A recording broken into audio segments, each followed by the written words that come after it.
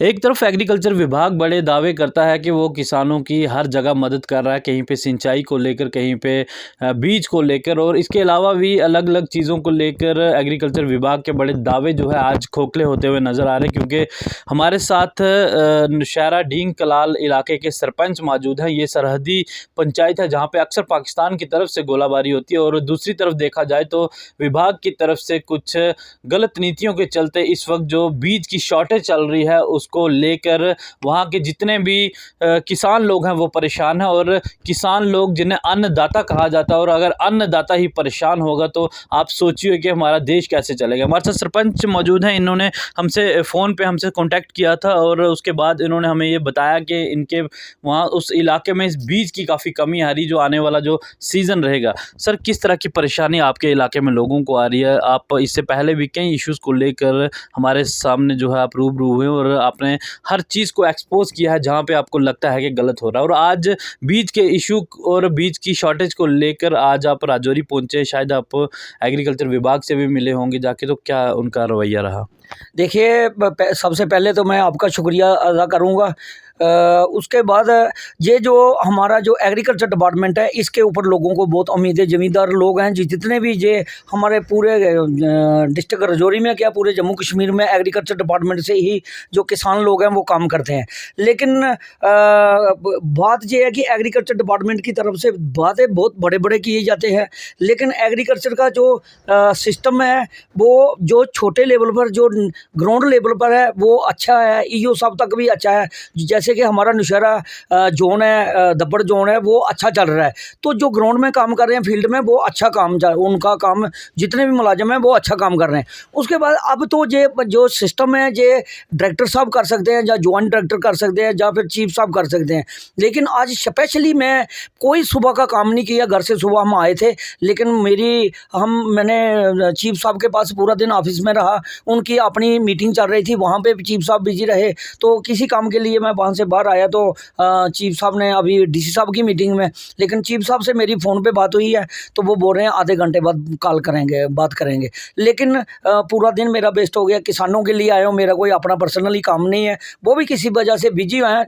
कोई बात नहीं, मीटिंग है, मैं बैठे हैं। डीसी साहब से भी मैंने मिलना था, लेकिन डीसी साहब भी मीटिंग में बैठे हैं। उसके बाद अब मैंने डायरेक्टर साहब से बात की है तो मैंने उनको कहा कि किसानों का जो मुद्दा है, या किसानों की जो ज़रूरत है, वो आपको खाद या गेहूं का बीज है अब वो चाहिए, सीड जो होता है तो वो उसकी सख्त ज़रूरत है। जो राजस्थान वाला 2960 जिसको जो बीज है वो आता है, वो लोगों की बहुत ज़्यादा ज़रूरत है। लेकिन बदकिस्मती ये है कि हमारे किसान बॉर्डर का एरिया जो ढींग कलाल, आपको पता ही है शेरी ब्लॉक मेरा, जहाँ पे मेरी पंचायत ढींग कलाल शेरी ब्लॉक में पड़ती है, लेकिन लोगों को काफ़ी दिक्कत दर दर की ठोकरें खानी पड़ रही हैं। क्या सिर्फ आपके उस इलाके में खास तौर पर ये परेशानी आ रही है या फिर आपके आसपास के जो इलाके हैं, जो ज़मींदार हैं, उनको भी इस चीज़ की परेशानी आ रही है? देखिए, ये तो मुझे लगता है पूरे डिस्ट्रिक्ट में ही प्रॉब्लम है, पूरे डिस्ट्रिक्ट में या जम्मू कश्मीर में भी हो सकती है, लेकिन डिस्ट्रिक्ट राजौरी में और नौशहरा में तो खासकर है। पूरे नौशहरा में जितने भी जोन पड़ते हैं एग्रीकल्चर के, सभी जगह प्रॉब्लम है। और कहीं बीज है जो 10 या 12 क्वांटल, जहाँ मेरी खुद की पंचायत में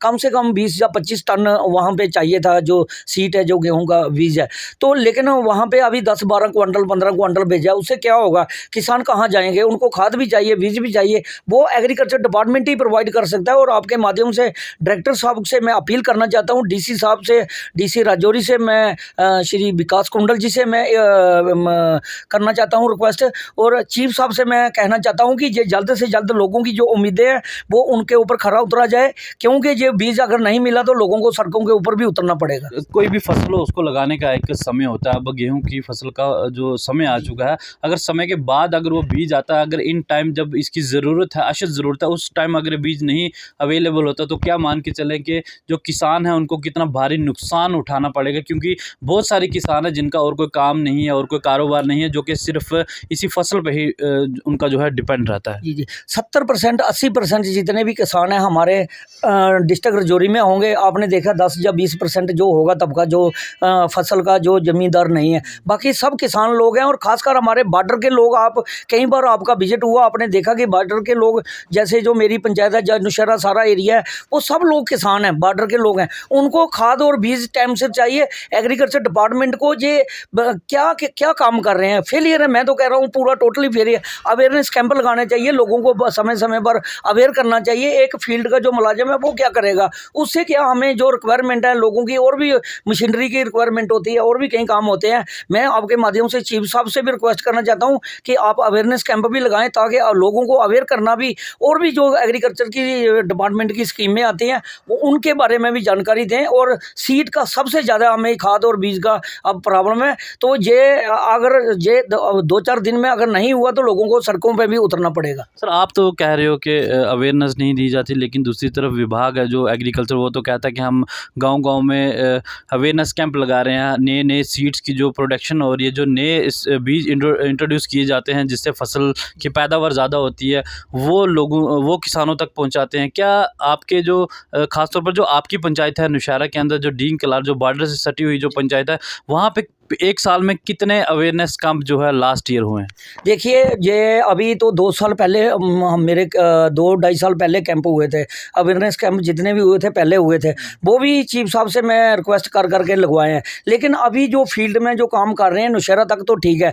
अब हम उनका नहीं कसूर मानते, क्योंकि अगर उनके पास जो चीज़ आएगी डिपार्टमेंटली, पीछे से कोई स्कीम आएगी तो आगे ग्राउंड में आएगी। ग्राउंड में तो एग्रीकल्चर डिपार्टमेंट वहाँ पे वैसे तो जो छोटा मुलाजिम है काम कर रहा है, लेकिन बड़े लेवल पर जो अवेयर किया जाना चाहिए लोगों को स्कीम में घर तक पहुंचानी चाहिए। जैसे सरकार का मिशन है, हर घर में ये पहुंचनी चाहिए, वो नहीं है। डॉक्यूमेंटली हो सकता है लेकिन ग्राउंड में नहीं है। इसके अलावा अगर बात की, ये तो बीज की बात थी, इसके अलावा अगर बात की जाए तो जो इरिगेशन द्वारा जो पानी कूलों के माध्यम से आप तक पहुंचना चाहिए था, क्या जब फसल जब उगानी होती है उस समय पानी की भी ज़रूरत होती है, पूरा डिपेंड बारिश पे नहीं रह सकता, कहीं पे लोगों को पानी की दिक्कतें आती हैं। क्या आपके उस इलाके में इरिगेशन की कोई कूलें हैं, कोई नहरें हैं जिससे आपको बेनिफिट मिलता है? बहुत बढ़िया आपने क्वेश्चन किया। ये सख्त ज़रूरत है कि हमारे एरिया में इरिगेशन का कोई भी ऊपर वाले के भरोसे ही चल रहा है। जो भी सिस्टम चल रहा है ऊपर वाला भगवान के भरोसे ही चल रहा है। लेकिन सरकार की इरिगेशन की बात करें तो कहीं आज तक शक्ल ही नहीं किसी की दिखी।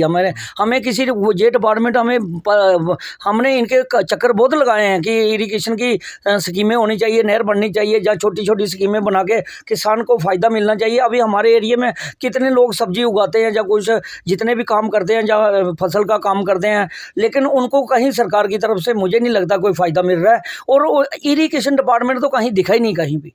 तो बहुत बहुत शुक्रिया। ये तो सरपंच डीन कलार रमेश चौधरी, जिन्होंने अपनी आप बीती बताई। इन्होंने साफ तौर पर एग्रीकल्चर विभाग और इरिगेशन विभाग को एक्सपोज किया और इन्होंने ये चीज़ बताई, वाज़ेह तौर पर ये चीज़ कही है कि सीड की जो प्रॉब्लम है वो इनको आ रही है। अगर समय पर बीज नहीं मिलता है गेहूँ का, तो जो किसान लोग हैं उन्हें काफ़ी दिक्कतों परेशानियों का सामना करना पड़ सकता है आने वाले समय में, क्योंकि बहुत से किसान, उनकी पूरी डिपेंडेंस जो है वो इसी फसल पर रहती है अगर समय पर बीज नहीं मिला। तो वहीं दूसरी तरफ अगर सरकार की माने तो सरकार लाखों करोड़ों रुपए की राशि किसानों के लिए भेज रही है। अलग अलग अवेयरनेस जो जगह जगहों पर लगाए जा रहे हैं, लेकिन जिस तरह से सरपंच साहब ने कहा उसको देखकर साफ तौर पर लगता है सिर्फ कागजों में ही ये तमाम चीज़ें दिखाई देती हैं, ग्राउंड लेवल पर ऐसा कुछ नहीं। अब देखते हैं कि कितना जल्दी सरकार द्वारा और विभाग द्वारा एग्रीकल्चर के जो मुलाजिम है वो कितना जल्दी सीड की इससे समस्या का हल करेंगे, और साथ ही इरिगेशन विभाग जो सिर्फ कागजों में नहर चलाता है वो वाकई में ज़मीन में भी अगर पानी लोगों को देगा तब जाके उनकी जो फसलें हैं वो ठीक तरह से रहेंगी और किसानों को उसका बेनिफिट पहुंचेगा। बहुत बहुत शुक्रिया।